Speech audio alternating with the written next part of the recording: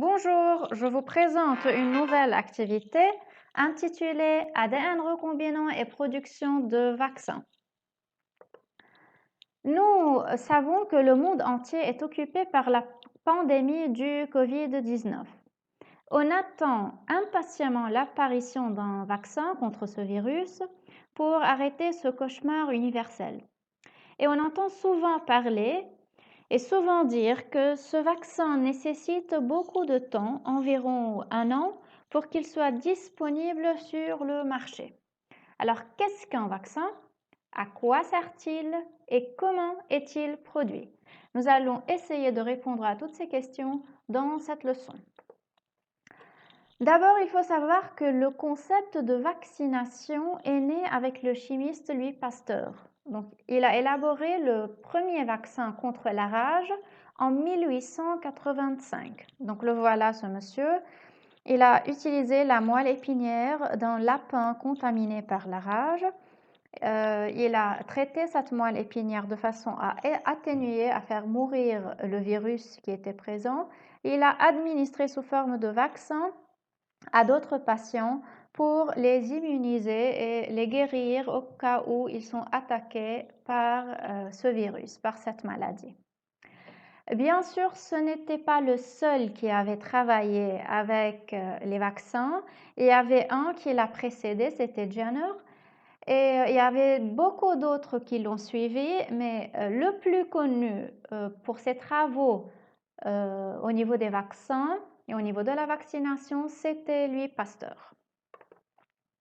D'abord, il faut reconnaître la structure de base d'un virus pour comprendre qu'est-ce que le virus et comment fonctionne-t-il dans le corps et à quoi sert le vaccin.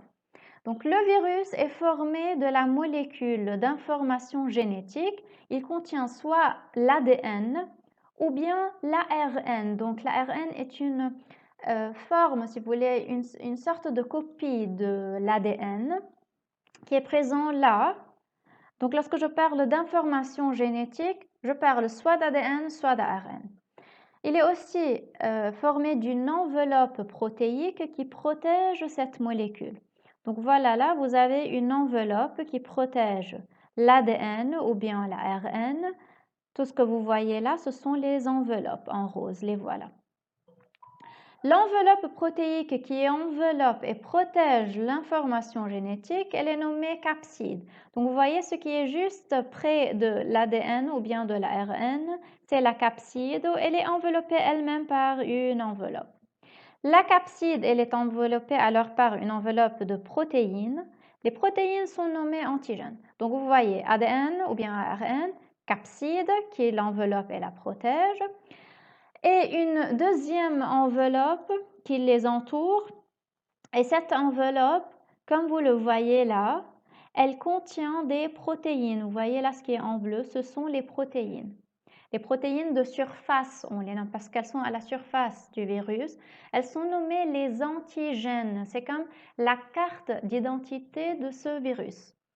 Ces antigènes, quand ils sont injectés dans le corps, ils déclenchent une réponse immunitaire qui va attaquer et éliminer le virus. Donc notre corps, pour faire la connaissance de ce virus, il va d'abord faire la connaissance des antigènes, des protéines de surface, donc de la carte d'identité de ce virus.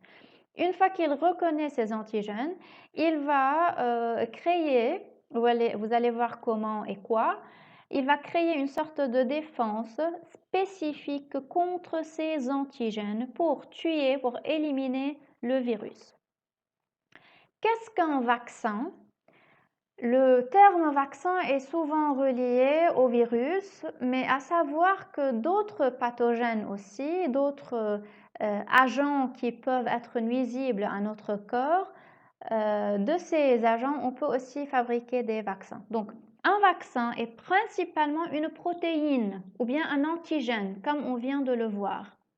Il est tiré, il est prélevé de l'agent pathogène ou bien du pathogène, ça veut dire du microbe, que ça soit parasite, que ça soit bactérie, que ça soit virus. Donc les voilà là, l'ensemble des pathogènes qu'on peut avoir dans le corps. Vous n'avez pas à les retenir, juste à savoir que ce n'est pas seulement les virus.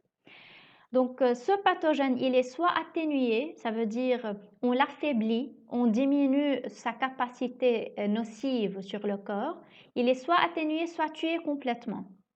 Donc, il devient inoffensif. Inoffensif, ça veut dire il ne peut pas nuire, il ne peut pas causer des maladies. Il est introduit dans le corps de l'être vivant pour déclencher, pour provoquer une réponse immunitaire contre ce microbe, contre cet agent pathogène et créer une mémoire immunologique. Donc des cellules immunitaires qui restent en mémoire. Qui restent en mémoire, ça veut dire qu'elles vont toujours se rappeler de ce pathogène qu'ils ont tué une fois. Si ce pathogène va entrer à nouveau, ils seront toujours là, ces cellules mémoire, ils vont directement se rappeler de l'identité de cet antigène, ils vont directement le tuer. Ça sera beaucoup plus rapide que le premier contact. Donc, une mémoire immunologique qui va protéger l'individu contre le pouvoir nuisible ou bien nocif de ce microbe. Je vous présente là un petit rappel concernant la réponse et la mémoire immunitaire. Pour mieux comprendre comment fonctionne le vaccin, vous devez se rappeler de tout cela. Donc, je vous présente là l'image d'un virus. Vous voyez là les cercles qui sont en rouge tout autour du virus sur l'enveloppe. Ce sont donc les protéines, les antigènes. Et ce que vous avez là en vert, en forme de Y, ce sont les anticorps. Ce sont des molécules produites par les lymphocytes, plus spécifiquement les lymphocytes B, les LB, si vous vous rappelez de ça. Ces anticorps, ils ont la capacité de se lier à l'antigène qui est là, donc par la partie que je vous montre là. Ils vont se lier à l'antigène et de cette façon, ils vont le neutraliser. Il ne pourra plus agir. Ce virus, il devait, par l'antigène, il devait s'accrocher à la cellule humaine et entrer dans cette cellule. S'il est neutralisé par les anticorps, donc il est empêché de fonctionner et de se lier à la cellule humaine. De cette façon, il ne pourra plus agir, il ne pourra plus causer des maladies. Les anticorps se lient à l'antigène de façon spécifique. Spécifique, ça veut dire comme vous le voyez là. Vous voyez ce qui est en mauve, quelle forme il a. Et l'anticorps là, il a la forme complémentaire de cet antigène. C'est comme un puzzle. Donc, si la forme de l'antigène va changer, j'aurai besoin d'un autre anticorps ayant une forme complémentaire à cette nouvelle forme de l'antigène, et ainsi de suite. Donc, chaque antigène a son anticorps spécifique. Je ne peux pas combattre tous les virus, tous les microbes, tous les pathogènes avec le même type d'anticorps. Et voilà, là, je vous montre comment les anticorps se lient aux antigènes.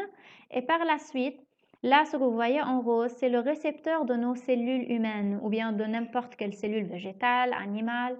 Donc, lorsque le virus devait se fixer là, par les antigènes qui sont là, les antigènes rouges, il devait se fixer aux récepteurs roses qui sont là. Lorsqu'ils sont neutralisés, on dit, ils sont neutralisés par les anticorps, donc la fixation n'est plus possible et par suite, on échappe à la maladie. Donc voilà un petit résumé comment ça se passe. L'antigène va pénétrer, les LB, les lymphocytes B, seront activés lorsqu'ils vont se fixer à l'antigène. Ils vont reconnaître cet antigène. Une fois qu'ils font la reconnaissance, ils vont se transformer en lymphocytes B spécifiques de cet antigène pour pouvoir le tuer et l'éliminer complètement. Ils vont subir des mitoses, donc des multiplications. Et là, suite à ces multiplications, je vais avoir une différenciation. Ça veut dire des LB qui reconnaissent de façon spécifique cet antigène. Les LB différenciés seront nommés plasmocytes. Vous n'avez pas à retenir tout cela, c'est juste un rappel pour comprendre qu'est-ce qu'un vaccin et comment il agit. Donc ces plasmocytes, c'est eux qui sont capables de sécréter les anticorps spécifiques qui vont neutraliser l'antigène. Et en plus, j'ai des lymphocytes B qui restent en mémoire. Comme vous remarquez là, ceux-ci ne vont pas combattre maintenant. Ceux-ci vont rester à part dans nos ganglions. Ils vont rester en mémoire et ils vont rien faire. Ils vont attendre un nouveau contact. Lorsque l'antigène va pénétrer à nouveau, ils vont eux-mêmes aller le reconnaître et se multiplier très très rapidement. Donc, ce processus qui est là, le premier contact avec l'antigène, il nécessite un peu du temps. Par contre, la deuxième réaction qui est déclenchée par les lymphocytes B mémoire, elle est une réaction très rapide et immédiate. Pourquoi je vous explique tout cela? Pour vous dire que le vaccin utilise la mémoire, plutôt, il crée cette mémoire, pas il utilise, il crée cette mémoire dans le but de préparer le corps au contact avec l'antigène ou bien le virus qui pourrait être mortel. Mais avant qu'il ne soit mortel, on l'aurait neutralisé, on l'aurait tué avant qu'il puisse lui-même nous tuer. Tout le but de la vaccination, donc, c'est de préparer des lymphocytes mémoire sans vraiment être attaqué par le vrai virus ou bien le vrai pathogène qui pourrait me tuer. J'ai uniquement besoin de tout ce virus ou bien de tout le pathogène, j'ai uniquement besoin des antigènes de surface seulement, sans la partie ADN viral ou bien ADN du pathogène qui pourrait être très nocif et me tuer. Parce que les anticorps ou bien les lymphocytes reconnaissent uniquement ces antigènes et ils font toute la réaction immunitaire en reconnaissant uniquement les antigènes. Donc j'ai besoin, mettez-vous en tête que j'ai besoin des antigènes pour pouvoir fabriquer ce vaccin et créer cette réponse immunologique.